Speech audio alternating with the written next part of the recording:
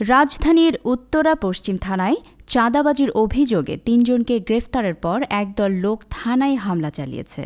মঙ্গলবার সন্ধ্যায় এই হামলার সময় থানার বাইরে ইটপাটকেল নিক্ষেপ করা হয় এবং একজন পুলিশ সদস্য মারধরের শিকার হন বলে স্থানীয় সূত্রে জানা গেছে।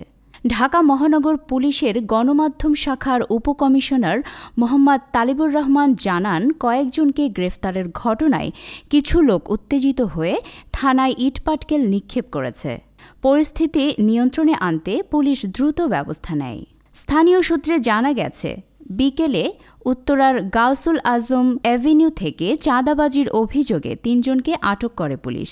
তাদের বিরুদ্ধে উত্তরা পূর্ব থানায় সুনির্দিষ্ট অভিযোগ ছিল। উত্তরা পূর্ব ও পশ্চিম থানা পুলিশের সমন্বয়ে এই অভিযান চালানো হয়।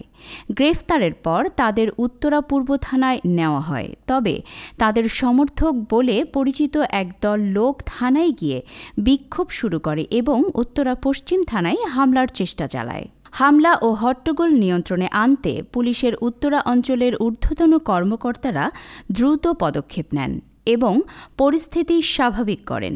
পুলিশের পক্ষ থেকে বিস্তারিত কোনো তথ্য প্রকাশ করা হয়নি, তবে তদন্ত চলমান রয়েছে বলে জানা গেছে। এই ঘটনায় কোনো মামলা হয়েছে কিনা বা গ্রেফতারকৃতদের বিরুদ্ধে কী ব্যবস্থা নেওয়া হবে সে বিষয়ে পুলিশের পক্ষ থেকে এখনও আনুষ্ঠানিক ঘোষণা দেওয়া হয়নি।